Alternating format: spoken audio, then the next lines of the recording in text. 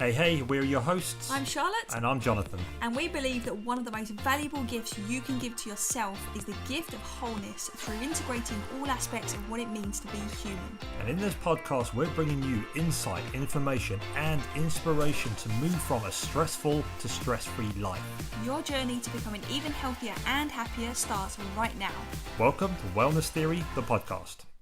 Welcome to today's show, everyone. I'm really excited to introduce you to today's guest, Ahlam Al Tauqi, who is a highly regarded and certified coach with a remarkable reputation and extensive expertise for assisting individuals who are burdened with stress, overwhelm, and a sense of being lost. Now, Ahlam's superpower is the ability to help people gain clarity, conquer perfectionism, and overcome overthinking. And I'm actually thrilled to announce as well that Ahlam is one of our very first wellness theory coaches. I'm very grateful that our business obviously is expanding so much that we can now bring on some incredibly talented people, and Ahlam is definitely one of them who's going to be here to support our clients and our community moving forwards. So Ahlam, welcome to the show. Thank you for having me. So excited to have you here today. I'm very happy to be part of the team. We're very happy to have you here. So I would love for us to start, if you can, by just sharing a little bit about who you are, where you came from, and what's led you to who you are today. Big question. Okay. So Ahlam Al Tauqi from Oman. I was born and raised in Rwanda, and I left Rwanda after I graduated from high school. Then I went back to Oman. Why I'm talking about being born and raised in Rwanda is because the difference in cultures. So when I left Rwanda and I came to Oman, there was a difference in culture, and so it was a little bit difficult to adjust. Growing up, I was the good girl. So I was the perfect girl. I was the one who would listen. I would perform. I would be the overachiever. And so when I came to Oman, I kind of lost boundary of who I was and where I was coming from.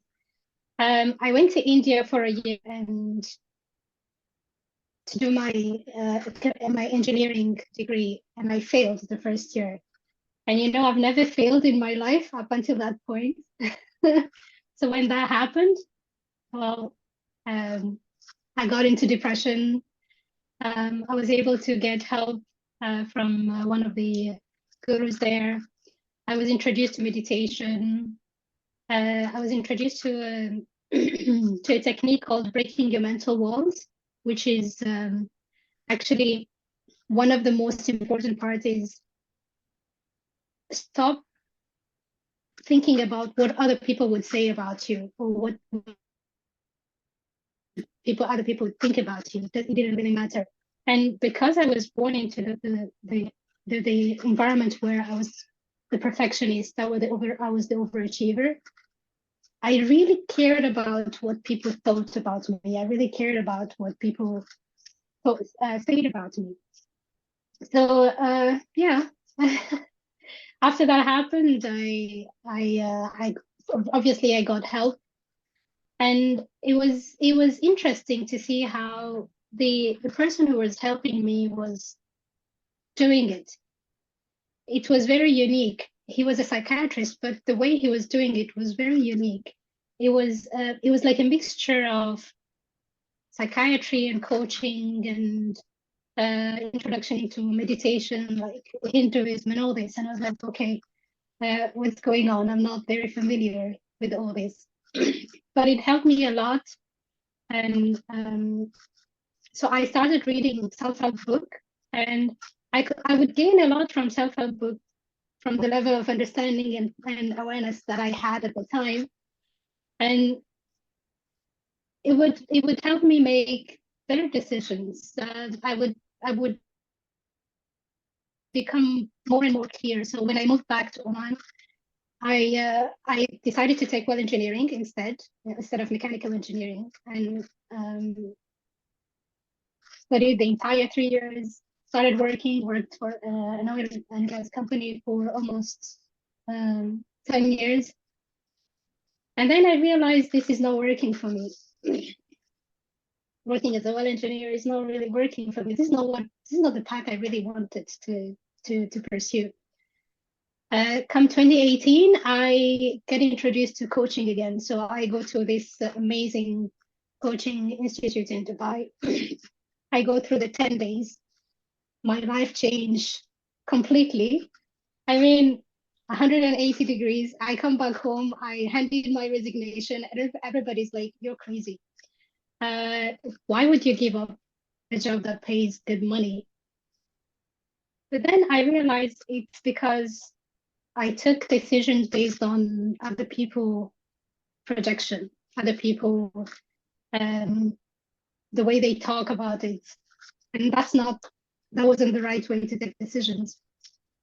So, once I realized that, I decided to look at how many of us actually do the same thing. How many of us go through life thinking that the decisions we've taken, the choices that we've made are our own, when actually it was dictated by others' opinion, the society we're living in, the environment we're in. And I decided that I would like to help people stop doing that. I would love to be able to guide others to become more aware of what they really want for themselves. So this is why I became a coach. Amazing. So there's so much that you've experienced from obviously like your own depression and the seeking out and getting help, which isn't always an easy thing to do. Sometimes, but actually I really believe that's often the hardest part, is the reaching out for help when we actually need it. But there's part of your story before this as well. You said you grew up in Rwanda before you moved to Oman, and that was a bit tricky, right? Because when you moved to Oman, you was coming as a refugee, correct? No, so the refugee part happened in 1994. And I was a refugee in a neighboring countries. And so it was in Burundi, and then we went to Tanzania where my grandparents lived. So yeah, that also was very difficult because of the genocide that happened in Rwanda at the time. And it's true, I lost a year because of that in my education, but that didn't, for losing a year in education didn't affect me as much as becoming a refugee, because when you have nothing to wear, you go to places where you don't. Moving from the city where we were to the next city, I wasn't with my parents. I wasn't with my brothers and sisters. I was alone in a car that, true, there were people we knew, but still alone. Up until we reached to the place we reached. I was collected a day after that by my mother. It was difficult to be able to live in a place where you would looked at as different, looked at as not belonging. Yeah. So that was also a thing that also affected me at some point. But then, I didn't know that it affected me at that point, up until I started working on myself. So I believe some of the traumas we're not aware of how they affect us up until later. So at that point of time, I wasn't aware. Yeah, exactly. Yeah. And the reason I asked you to share that really is because it's really inspiring, from like where you've came from to where you are now. And of course you've had some support along the way from like your loved ones, and clearly from professionals that you've worked with along the way, which is amazing. But I think sometimes it can be very easy for other people to not recognize their own privilege, me included. Yes. And to really actually imagine what you have been through to get to where you are today, and then to have gone through all of that and to now want to serve others and to help others and reduce suffering in the world. Like, for me, that is one of the reasons for getting up in the morning, is to be able to come and speak to people like you, to be able to serve, and to be able to just, put my little ripple into the ocean of impact. And it's something that is one of the reasons why I'm very drawn to you. One of the things I absolutely love about you. But you've taken all of that and you've become, you know, professional in this space. You're somebody that is now really like carrying this torch. You take your coaching seriously. You come at it from a really like well-intended and well-educated space, which I absolutely love. So Ahlam, listen, as we know, right, stress shows up in so many different ways. And the classic one is overthinking. In fact, we actually, so we actually have our stress less scorecard, where people will come on and they go to our website and do this. It's a free assessment where they'll be able to see essentially where they're struggling and then get tips and a report of, you know, how they can improve, right, in certain areas so they can stress less and thrive more. But that we get information, right, when people complete that scorecard so that we can see what's the lay of the land, like what are people really struggling with. And 71% of people say in the last 12 months, this is that they have experienced overthinking to the point of it affecting their career, health, finances, and relationships. It's affecting them that badly that it's having a negative effect on those areas of life. So overthinking is obviously a big focus point for you. It's something that you're really passionate about. So can you share a little bit more about it for our listeners? Okay, so overthinking for me was a killer because it would make me freeze. I would freeze, and I wouldn't do anything. I would stop myself from doing anything because of the overthink. And I would kid. So if I wanted to do something, I would kid myself into, do I have the right resources? Do I have the right knowledge? Do I have the right skills? And I would kid myself into going into researching about it, and it will take me to information overload, which led me to even more stress. And the way it worked is I couldn't be present in a room with people and be with them. I would be in my head. I would be thinking about, oh, this, or this, or that, or this, or this. I need to do this, or I haven't researched this. Is this going to work? All this, and my mind would be working nonstop. Even when I go to sleep, I wouldn't be able to sleep properly because my mind would still be, chatting and talking, and it wasn't very healthy. And I know that because it used to affect even me physically. So I would get sick because of that. And the other thing is I care a lot about people. And when someone tells me about their problem, then I go into overthinking. I'm like, okay, so how do I resolve this problems, this person's problem? What should I do? What should we? I was taking upon everything on me. I felt like I had to solve people's problems. I had to solve my own problems. It was really stressful, really stressful. And then I got into. I worked with a lot of coaches, and I worked with you also. I worked with the scorecard as well, and I experimented on different ways of how to get rid of this, how to control it, how to make sure that I overcome this.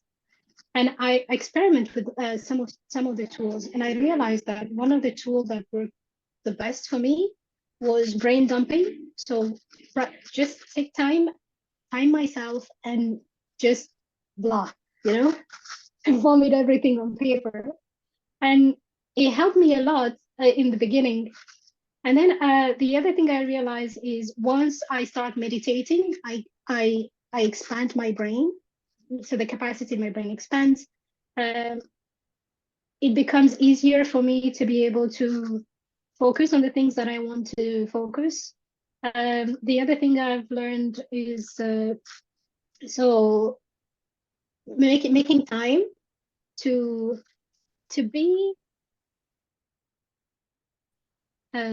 be okay with making decision if it's fair, even if it's fair.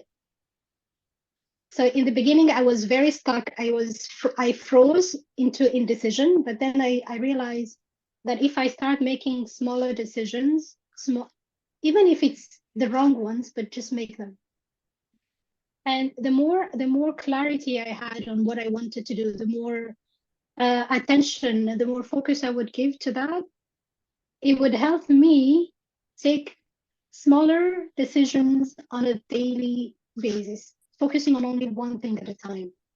Then the next, then the next, then the next, instead of, taking it all in and let it twirl or, get mixed into my brain. So that helps a lot. Thank The you. other thing I also did is being in nature, just observing the colors, the animals. It helps bring your focus back to now, to the present, and it stops the overthink for some time. Thank you so much for sharing your experience, but also the tips as well. Tips are obviously really important for our listeners, because I think this is an issue that is so common. And I always think overthinking is when we have like this massive like mismatch and entanglement in our mind of all these different things. We have like 101 things that we have to do, have to think about, who we're supposed to be, how we show up, all of the input that we're having from like all of the technology around us as well. And it can be really, really overwhelming. And you've talked about paralysis, right? And it kind of stopping you in your tracks. But one common thing I also see with overthinking is that people will then start lots of things. Right, so it's either one extreme or the other, right? It's the paralysis and we do nothing and we freeze, or it's this idea of, okay, we'll start something and we don't follow through, and then we start to take on these beliefs that, well, I can't be consistent, well, I can't do this, Yes. or I can't do that, and that has a massive impact then on how we show up in the world, doesn't it? There is a lot of guilt that comes with it, because we're not doing the things we're supposed to do. We're not taking the decisions we're supposed to take. I remember being sometimes reaching to the point where I'm like, you know what, I'm not good enough. Why bother? I'll just give up. And then the moment you give up, you feel even more guilty about giving up, and then it affects your self-esteem. The amount of confidence that you had in the beginning compared to the end is very low. It affects a lot of areas in your life as well, because the moment you start feeling not worthy, you're giving away to everybody else. You're giving your power to everybody else. And it's funny, because the moment you start doing that, others also start bullying you. It's like they feel it. It's like they know it. It's how it works, and it's very sad, but it's true. It's what I've observed as well. Yeah, it's interesting what you said there about guilt, and I think shame as well is very closely tied to guilt as well, and to this kind of situation. And it's Brené Brown, isn't it, that really distinguishes well the difference between guilt and shame. For our listeners, in case you've not heard that before, is like guilt is I've done something wrong, and shame is I am something wrong, right? And we start to identify it, and that's what you're saying with like the self-esteem just drops and plummets. It can be hard to come back from that, but it's more than possible. I mean, you're living proof of it, I'm living proof of it. It's like we can start to tame our thoughts. I think when I learned, so one of my kind of big moments, aha moments, that was needed when I was like at complete rock bottom, was the therapist that I saw at the time. She said to me, she goes, thoughts are just thoughts. Because I was at a point where I was just like scared of my own thoughts, essentially. I was scared of hurting myself. I was scared of just giving up altogether. And she said to me, thoughts are just thoughts. That's all that they are. And just her saying that, I was like, oh, they're just thoughts. And it sounds so simple, but for me, I was like, oh, they can't hurt me. They can't do anything to me. They can't control me. And one of the things that she said was that, your first thought isn't always optional, but your second one is. And when we overthink, we tend to like repeat certain things, All right, so we'll repeat, I'm not good enough, or we'll ask questions like, can I really do this? And when we speak like that, we're not giving ourselves the opportunity. We're not being aware enough of our thinking to be able to then intervene with the next thought that comes. I think that is a real skill, and it takes an art to be able to really master that. And it's something, you know, I still practice day to day, and I'm sure you do too. Like, you know, overthinking will get the best of everybody, I think, at sometimes. But something you shared there, which I really want to highlight, is one of the tips was the brain dumping.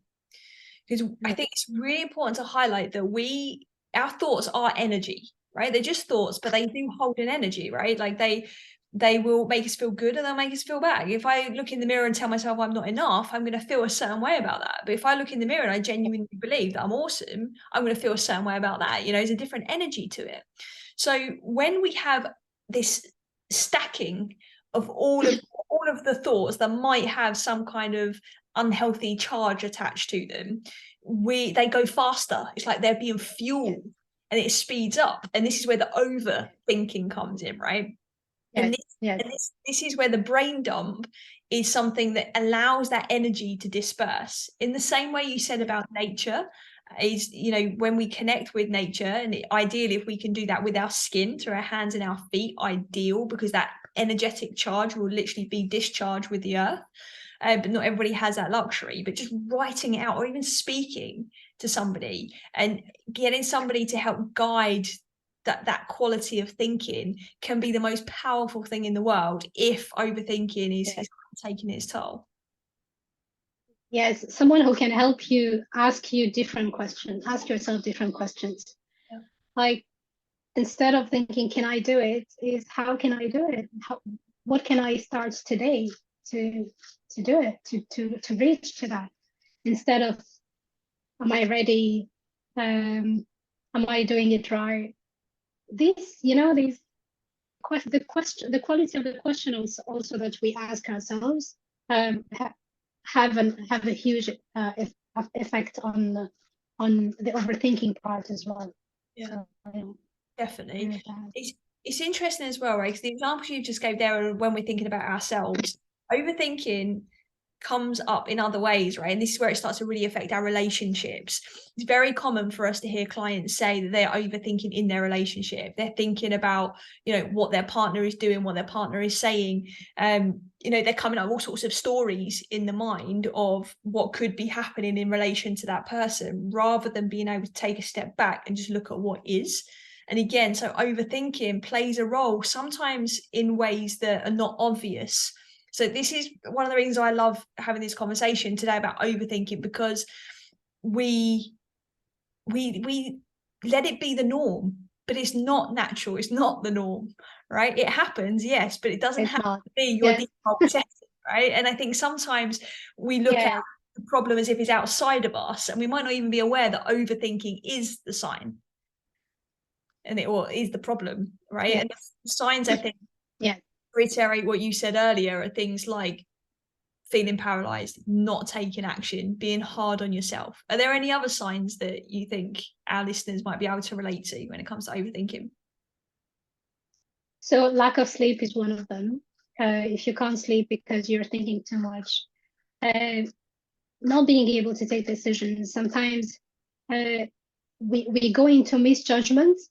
When you start misjudging people or situations, just that is also a sign of overthinking, because we tend to overthink when we start misjudging people, even at work, not only in relationship, even at work with your boss, your colleagues, at home with your brothers and sisters. We tend to overthink. We tend to analyze. So the moment we start analyzing the way he said it, the way she meant it, it's overthinking already. You're already in that process of overthinking. I mean, that's how it starts. But then the moment you start taking a break and giving people the benefit of the doubt, it helps a lot, because they didn't mean it the way you heard it. They didn't, probably not. It's just that because of your inner chat, inner self-talk, that's what you hear or feel, or interpret. So it's very scary sometimes. Yeah, exactly. And it's interesting because what you're talking about there, like these, it starts with the misjudgments, is because there's another topic that you're really passionate about, that's gaining clarity. And I think that they're Yeah, both so closely linked together, right? It's like if we're misjudging everything, how yeah, can we be clear on anything? So tell me yeah. why is clarity so important for you as a focus point for the way you like to coach people in terms of helping them find clarity in their lives? Okay, so growing up, where the moment you start talking or working or walking, you're bombarded with the way you should behave, the way you should speak, the way you should. So everything is being told to you. You're how do you call it? You're morphed into becoming something or becoming someone from a very young age, from your parents, the society, school. And the thing is, we when we go through this, we tend to forget who we are.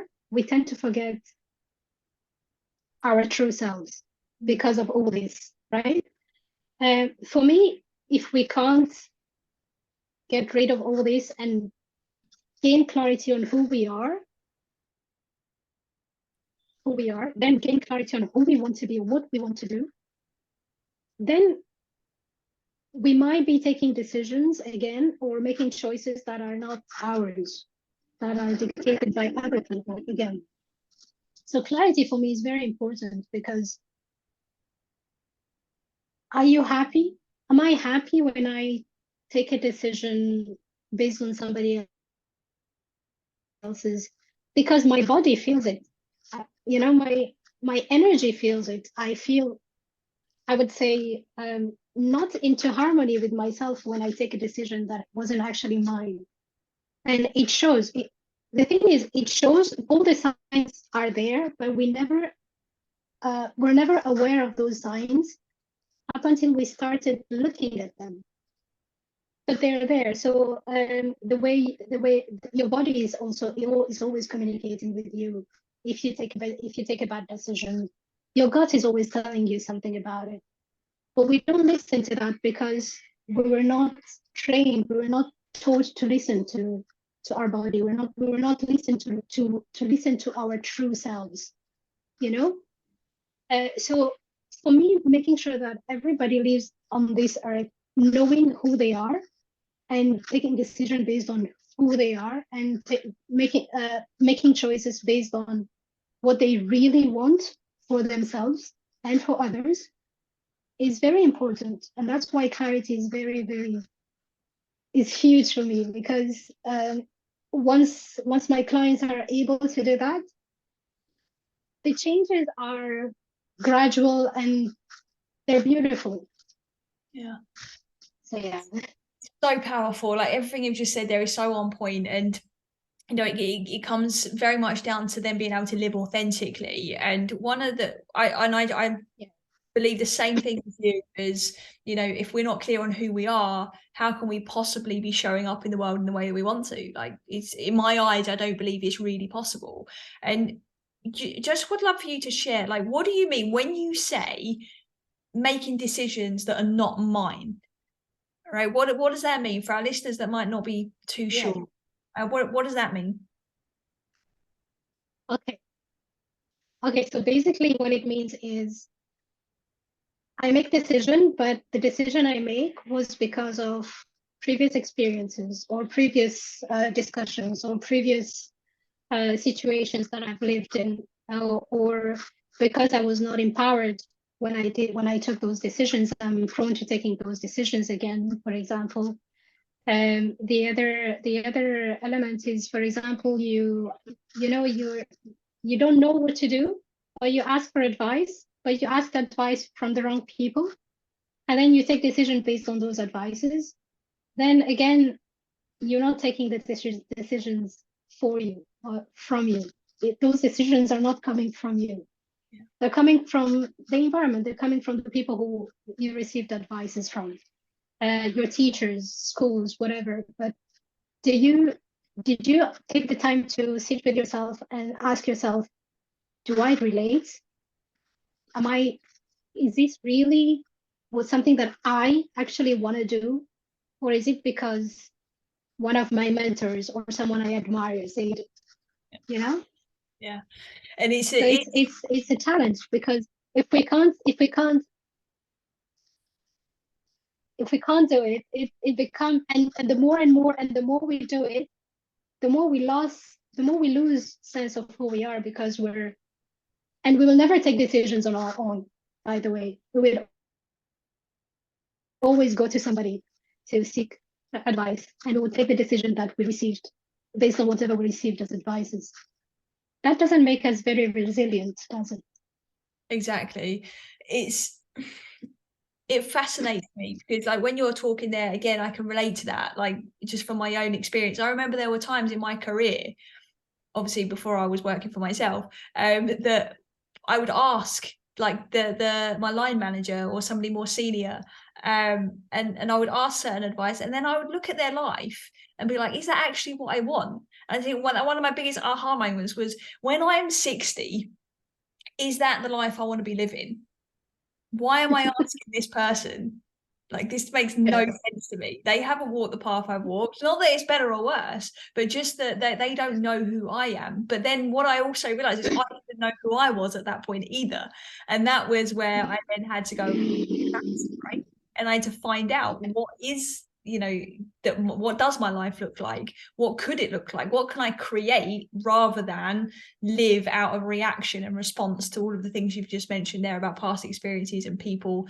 I know it can be hard sometimes, because there is a lot of like pleasing that happens, right? Certain people get into certain job roles because their parents, want them to have that level of stability and security, but it might not actually be what their heart wants. I was speaking to a lady only this morning who found herself in a corporate marketing role, and she was just kind of doing it, going through the daily motions. She studied like art. She's like a real creative. She studied and music, and it was really nothing to do with like what she was doing as a job. And not that it has to be, but they were just so far removed. She described it as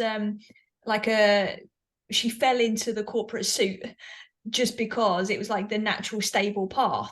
And actually now she's empowered. Now she knows who she is and what she wants. She's been able to go back full circle to those things that she loved. And now she's actually creating her own business off the back of it. But that only happens when you take the time, right, to step out of the overthinking, perhaps step out of the illusion of what everybody else thinks and wants for you, and to start asking yourself some key questions. So Ahlam, what key questions could our listeners ask themselves if they're at this point where they've been overthinking, they need to step out of it, perhaps they do a brain dump and they're feeling a little bit clearer, they've got a bit more bandwidth right now to entertain these questions, they're stepping out of what everybody else wants for their lives. What questions could they ask themselves to be able to get to know themselves more deeply and to perhaps a bit more authentically?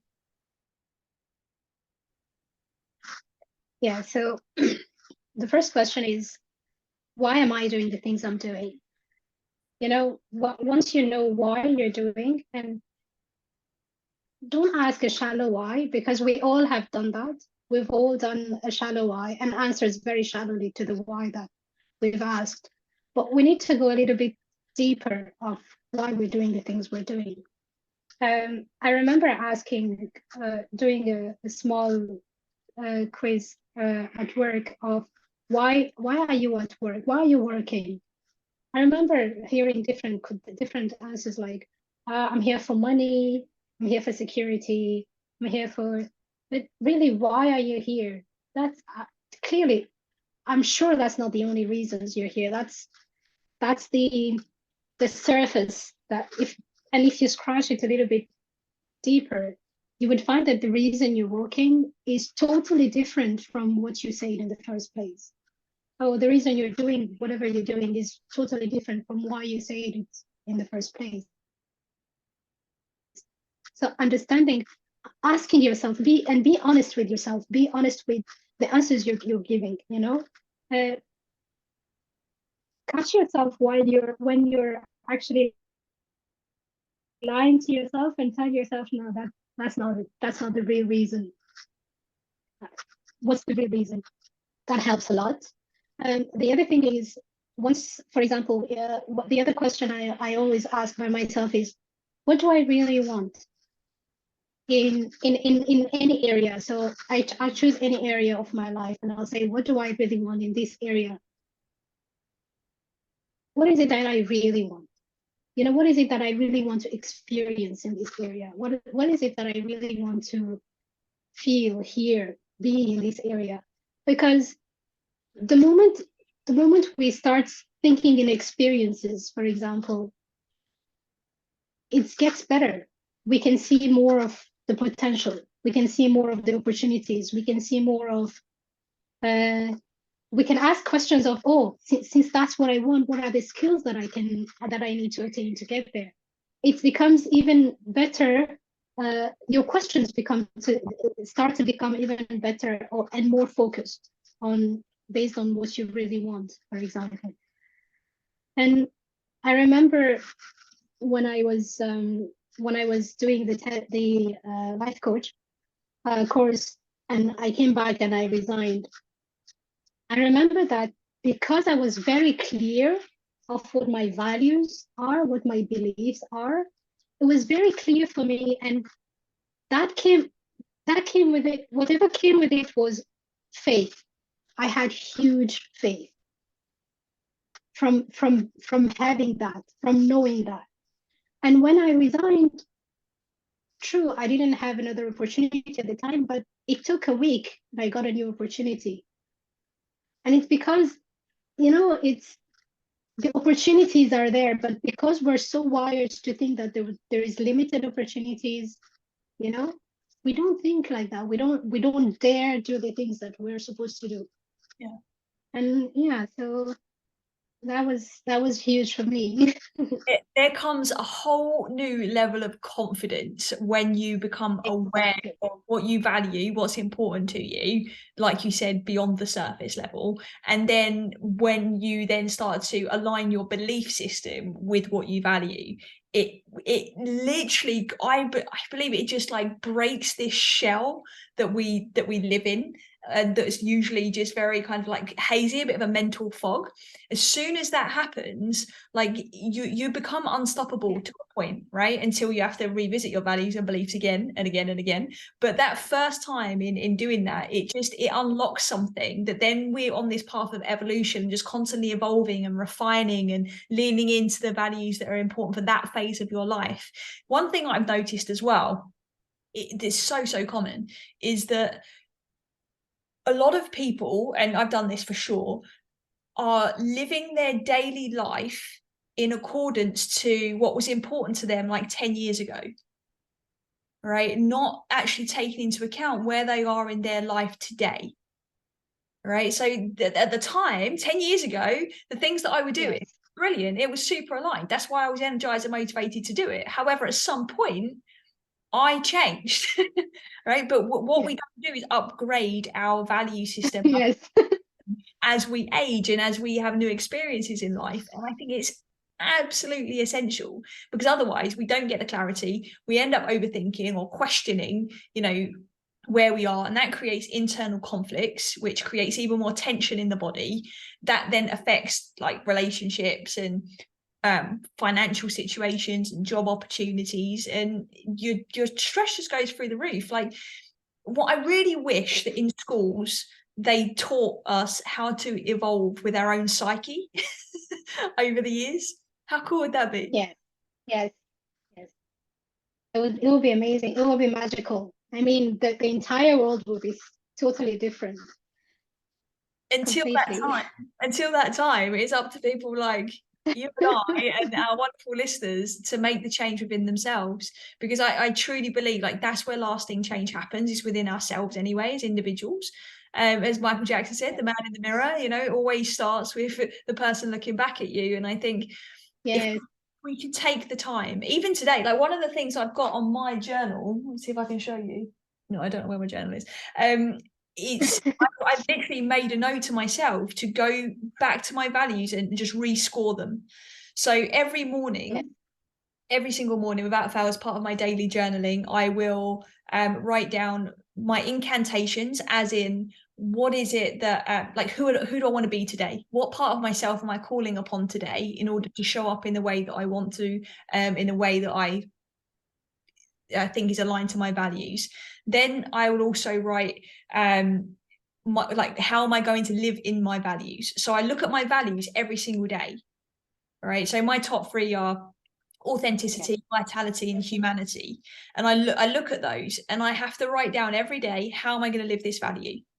But today, for whatever reason, this morning, it's funny that we're having this conversation today, is I literally wrote down, just check, realign, because something, I can feel something. I don't know what it is yet, because I haven't dove in and asked those questions and gone to a deep why, but I can feel that there's something in my I can feel it around my heart and in my belly, that there's something that's perhaps a little bit misaligned right now. And I'm going to explore the values to see what that is. So I think values beyond the surface level of my health, my family, and, you know, my partner or my finances, I think we have to go a layer deeper. So if somebody needed to do that, that's listening to this, Ahlam, what would you say to them? How do they do that? Well, first things first, I would tell them to start meditating. Interesting. Okay. Yeah, so start meditating, because the moment you start meditating, even if it's for 20 minutes, and it's scientifically proven that, especially if you're stressed, if you meditate for just 20 minutes, you regulate a lot of things in your body and you get into balance. And then after you meditate, ask yourself just one question: who do I want to become? 10 years, ask yourself, 5 years from now, would I be happy with the person I am if I continue living the way I'm living today? It's very powerful. Really important for listeners to pick up on what you said there. Is like, who am I being? Like, who do I want to become? Not what do I want to be doing? Those two often get very confused, I think. Sometimes it's like, okay, well, 5 years from now I want a mansion, I want my kids, I want to have an amazing partner, and like that's where people tend to go naturally. But what you're saying, who do you want to be? Do you want to be a loving person, a kind person, a fun person? Like, who is it that you want to be? Then it comes. Yeah. Yes. Yeah, exactly. Who do you want to be? Because material things will come and go, but it will always be, the most important part will always be you, because you are going to be there at any time. You're going to be there in sickness, you're going to be there in health, you're going to be there in poverty, you're going to be there in success. Who are you? How are you behaving towards whatever that is brought to you? How do you, let's say, grab opportunities? How do you, who are you? Who are you? You know, as a person, who are you?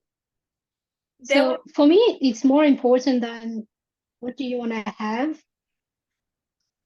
You know, what do you want to have? But who do you, and the moment you understand who you want to be, everything else gets into place.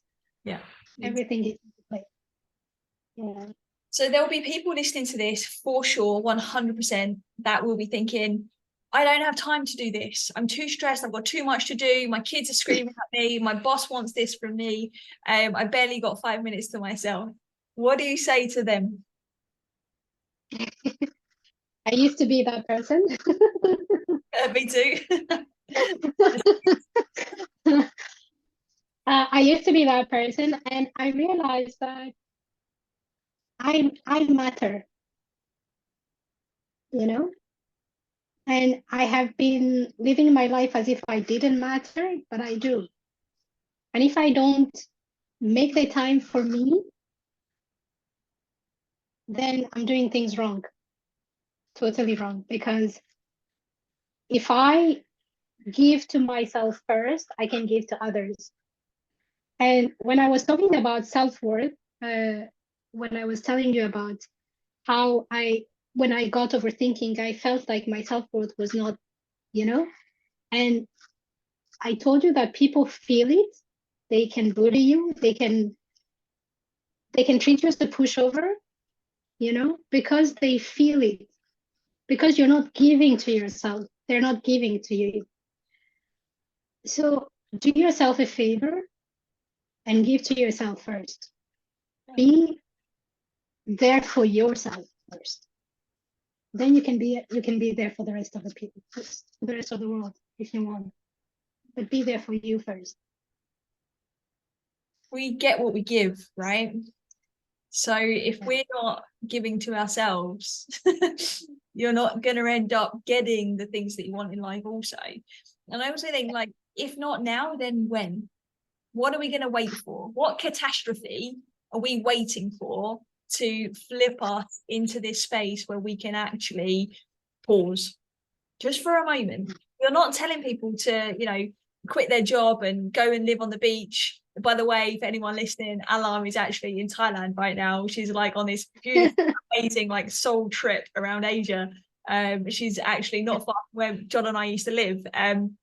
But by all means, if you're listening, please do go and explore. And if you really can, and you have the capacity to hit pause on life and take a step out of it, then amazing. But if not, there's still ways, just by 5 minutes a day, taking a brain dump, like Alan mentioned at the start of this episode, or taking a walk in nature, sitting down with your journal, sitting down to meditate. If 20 minutes sounded like a lot, sit down and do 5 minutes, sit down and do 2 minutes. Just start today, because otherwise you're going to end up waiting for worst case scenario before it moves you into action. The amount of times, from early on in my career, when I was working with people who had heart attacks and stroke victims, and helping them come back to good health and a stressor-free lifestyle, it took those people heart attacks and strokes and to be at death's door to be able to take action, right? Like, we don't have to wait to get to that point. For me, I didn't learn my lesson, even though I had a ringside seat to that. I got to the point where I burnt out, not once, not twice, but 3 times. But every single time it's been like a big slap in the face to say, hey, now's the time. You're not listening. Exactly. Or I was, but just not quite enough, or not quite in the way that I needed. But yes. That's one of the reasons why I think it's our mission, and I know you share a very similar mission, is like, why wait for the suffering? Like, we've seen. Why wait? Exactly. Why wait to grow from pain? Yeah. Why wait to grow from pain when you can grow from joy? When you can grow from doing things because you love doing them, instead of waiting for you to, I don't know, get a heart attack, for example, or get fired from your job to find your passion, or whatever pain that you think you should go through. No need for that. You can just, when we're operating from that painful place, this place of suffering, like, that's when things are forced. We're forcing things to be okay. You're forcing yourself to sit down and meditate. You're forcing yourself to journal. Maybe you're forcing yourself to go to the gym. You're forcing yourself to get up and go to work, or you're forcing yourself to get out of bed every day. But when you're coming from like the sweeter spot, you're coming from a place of power. You're feeling empowered to get up in the morning. You're feeling empowered to sit on the mat because you're choosing to meditate or do some yoga, or to make a healthier choice when it comes to your food, or to show up and be present with your kids or with your loved one. It's because that's coming from a place of power, right? And that is a very, very high vibrational space, and you then start to attract that into your world as well, right? And then from there, everything starts to become a bit easier. I'm not saying life's going to be perfect, but it gets easier, and you can start to trust the unfolding. It definitely gets easier. Do it from love. Do it from love for yourself. Do it from love for your loved ones. Do it from your love for life. Just come from there.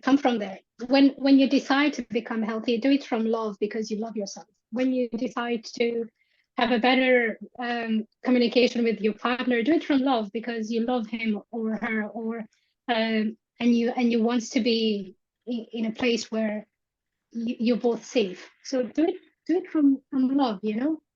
And you don't I have believe. you don't have to pretend that you love where you are now, right? Like, it's okay to Yes, want to be somewhere better. You might want to be healthy, you might want to lose weight or to start that business. Okay, you're not there yet, but that's okay. But why don't we love ourselves in the process? We don't have to hate ourselves on the way to achieving that. In fact, you're gonna actually enjoy the process a lot more if you're loving yourself in the process, because you can love yourself and still want to improve. Like, those two things yes, can coexist. yes, yes, yes. You know, as human, we are wired to want more, and it's normal. So, and the thing is, sometimes we feel guilty of not achieving, and we forget to be kinder to ourselves right now, right here. We forget to cheer ourselves about whatever success whatever progress we've accomplished. We forget that. So I think we need to be able to cheer ourselves all the way to wherever you want to reach. Keep Yeah, on cheering yourself. Whatever small steps, keep on cheering yourself. yeah, definitely celebrate every win, as we say. Absolutely, like, it's Yes, yes. absolutely necessary. And our listeners for sure will be able to relate to a lot of things we've spoken about today, because they're high performers that are really trying to move towards what they want. And our conversation today has really highlighted the fact that, we have stress show up in our life, and we talked a lot about overthinking today, and you've really helped to give some real great tips as to how can somebody ease that mind to be able to start on the path to gain that clarity as to who they actually are. Because when we do that, we can show up more authentically and pursue our goals in an authentic way. Because if we don't do that, right, we end up overthinking and trying to pursue goals, and there's a big step in the middle that could send us in the wrong place. So there's I can't remember who said it originally, but they said it's like there's nothing worse than climbing the mountain and finding out it's the wrong mountain, or that it wasn't the mountain you intended to climb. Yes. That happens if we don't take that step in the middle to gain clarity. So talk to us about goals. I mean, to me, I actually feel like that this whole conversation has led us up to how do we pursue our goals in a healthy way, because if we're doing it authentically and for clarity, then we're already winning. But is there anything else you can shed light on around goals? What like role they play in our life? When we live our lives without goals, we're going blindfolded. We don't really know where we're going. So we're just going for the sake of going. Sometimes we're just following the masses. We're just going for the sake because the other people are going. But once we start putting clear goals for ourselves, once we start understanding, being clear on our values, being clear on our belief system, being clear on what we really want to do, achieve, be, it becomes easier for us to put it into words, to be able to put it into a sentence and say, this is what I want. And then once we have that, and then we put a time frame on it, it becomes easier for us to take actions to reach to where we want to be, because of the time that we give to ourselves. And then we start asking ourselves, what are the resources I need? What are the skills that I need?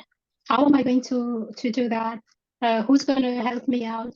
We start putting together all these elements that help us to reach to that goal, because we know what that goal is. It becomes very easy to identify everything you need to achieve that goal. But if you don't have one, you don't know what to do. You get to a point where you're actually lost, because you don't know what is the path you're taking. You don't know where you're going. You're just going. So how do you know what are the skills you need? How do you know what are the people you need to contact so that you can gain from them? How do you know what is the money you need to achieve that goal? You don't add up until you have a goal that is clear for you to achieve or to pursue, without even and which is better than going blindly. Yeah, I always So I think having a goal is better than having no goal. Because even if changing your mind, you're going to learn something in the process. So let's say somebody listening to this is like, they've got a goal, they want to get fitter, but they don't know how to do it, and they decide, okay, I'm going to set a goal to run the marathon. You know, like, they might think, okay, that's a good goal, right? It's something to aim for. It's definitely going to get them fitter. But, you know, a month or 2 months into the training, they might think, actually, I hate running. You're going to learn something about yourself. Yes. Maybe you take up swimming. Yes. You know, so it's like, Yes. you learn, Yes.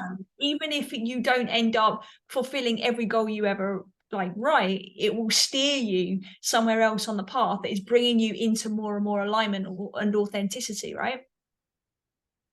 Exactly. You get more and more clear on what you want. It becomes easier for you to say, not for me, moving on. Instead of, okay, I'll pay the price of the pain and I'll do it and I'll continue doing. I've already put money in it. I've already put energy in it. No, you don't have to do that. You just, okay, not working for me, move on. Let's see what works for me. And that's why even when you start exercising, for example, you have a goal of weight loss, for example, when you start exercising and then you realize some type of exercises are not for you and some are, and you enjoy some more than the rest. So once you start experimenting, you're like, oh, I love this better. This is for me. This is I'm relatable. This is comfortable. This brings joys to me. I'd rather do this than be in pain, for example. And even though you spend money and time in it, energy, but we tend to continue doing the things that brings us pain because we've invested ourselves too much. But then you can just stop and say, you know what, it's not working for me. Let's move on to something that works for me. So not only in diet, even in relationships, sometimes we invest ourselves into a relationship. It's not working, but we've already invested in ourselves in that, and we keep on doing it, but it's not working. It's not for you. Just, I love the idea. get away and find what's best for you. I love the idea of approaching life like a crazy scientist, where you're just trying to, take almost like the next breadcrumb and like see where it leads you to the next one. And yes, try stuff, fail at it, try again, succeed at it, try again, and just keep on like going with the unfolding of it. So there's a really nice quote, which is that there's a real balance between making things happen and letting things happen. And I think when you can start to almost like master that, I think you start to find that rhythm and that flow that can make life actually that bit more enjoyable and less stressful. Because you know what you can influence, you know what you can't. You've got the freedom to change your mind, but you've got the freedom to commit to something. And you don't have to know what the whole path looks like, right? But you just have to know what is that next step. And if you know the next step, you're already moving. You're moving in the right direction. Because if we're not, moving forwards, then chances are we're either getting stuck or we're moving backwards. And that's not healthy for anyone and creates even more stress. When you don't have clarity in your goals, it becomes more stressful because you're doing it for the sake of doing it. And it brings stress because you're pressured. You're pressured into doing it, but it's not clear for you. It's not the goal that you've set for yourself. Someone else did that for you. Just like at work, when you work for a big organization, they set up goals for you. If you don't have the courage to say, this is not realizable, this is not doable, then you're stressed. You spend the entire time working stressed just to achieve that goal that wasn't supposed to be achieved.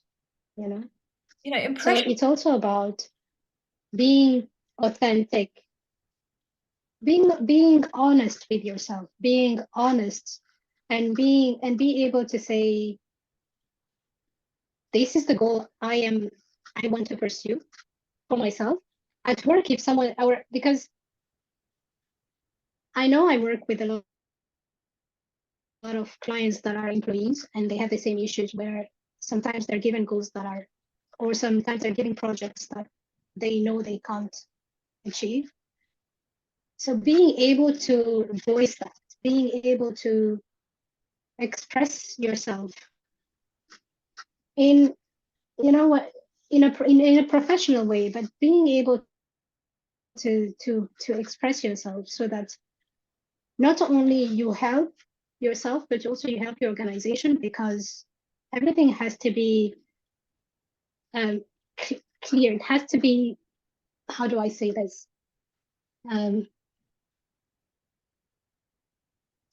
It has to align. You have to align. So if there is no alignment, then you're very stressed. You're stressed, your employer is stressed, you're not delivering your KPIs, whatever your performance goals. I think then you're not happy in your job. It leads to a lot of issues again. I think it's very clear, right, that, pressure is good for us and it can really help us perform excellently, in many areas of life, and it can drive us, it can really accelerate our results. But when it comes from a place that's not clear, and when it comes from a place that is coming from inauthenticity and lack of alignment, that's when it starts to become damaging. So even in the example you just gave there, if somebody's in a work setting and their work pressures are not aligned with who they are, and they're not seeing scope for change or expansion, then it's that person's responsibility to ask themselves the question, is this the right environment for me to be in? And if the answer is no, then you need to take action on that and to really start owning your situation. There's one thing that I've found is, a lot of people do complain about like work stress and things like that. And when you get to the nuts and bolts of it, it's either that they're not being able to communicate their needs within the organization, or they wish they were doing something else. And actually it's nothing to do with the job, and there's just this inner resentment that they have to show up and do this thing every day. And both of those things are very disempowering, and both of those things need the individual's attention and personal responsibility to be able to actually then address that. We're not saying that long working hours are easy and they don't create stress. Of course they do, but if you're doing it from a place where you're choosing it, it becomes a very different experience. It does. You love what you're doing. You get to go to work knowing that you're going to make an impact because of whatever you're doing, because of your job. And it brings satisfaction rather than resentment. So it's very different when you're empowered or when you're disempowered, or when you're looking at yourself as a victim, or when you how do I say it? When you don't want to take the choice, when you don't want to take the choices because you're afraid of the consequences, and it's disempowering.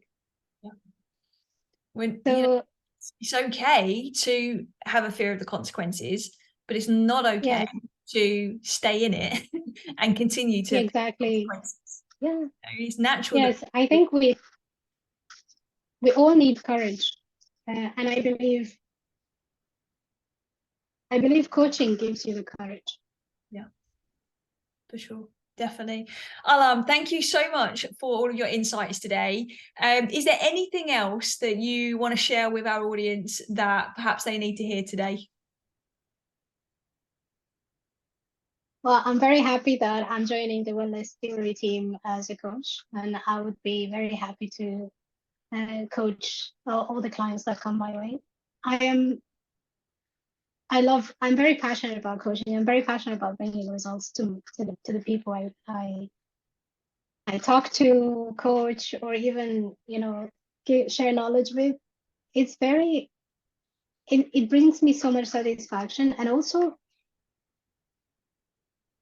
when I do that, and when I see the changes in people, and when I see them becoming more and more authentic, it just makes my heart sing.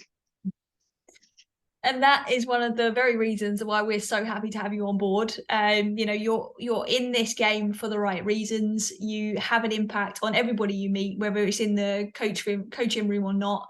And you're somebody you've been part of the Wellness Theory journey actually since the very beginning, I believe. We actually qualified together years back, and our paths are coming together now in this way. And I think it's so powerful. I think when people feel supported.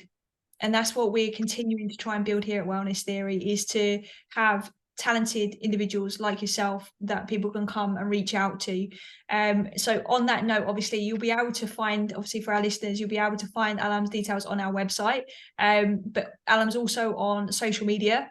One of the things I love about you though, Ahlam, is that you're not always on social media. I have so much respect for people that actually just put it down and don't like live their whole life through social media. However, that being said, right now I'm seeing lots of cheeky pictures from Thailand, which I absolutely love, and it makes me miss it. But where can our listeners come and find you if they want to follow you or reach out to you and come and say hi? Yes. So yes, I'm reachable on Ahlam Al Tauqi. Just my name is me on every social network, I think. Out there. Easy, I love it. We'll put the link in. And I'm very grateful. I'm very grateful for every opportunities that I get along the way. The opportunity to come to Thailand and travel for 6 months. The opportunity to work with you guys. The opportunity. I'm embracing every opportunity that comes my way, and I'm very grateful for each and every one. The people that support me, my family, my friends, my colleagues at work who are cheering for me because they couldn't take a sabbatical. I love it. So the link where everybody can find you will be in the show notes. Please do reach out to Ahlam, come say hi, give her a nice warm welcome, and no doubt you'll be hearing from Ahlam again very, very soon. If you enjoyed this episode and you haven't done so already, hit that subscribe button so you never miss an episode. Then share it with a friend who you think might benefit. Spread the word. That's how we're going to impact the world, by helping each other. We appreciate you so much, and as always, unconditional love and wellness to you.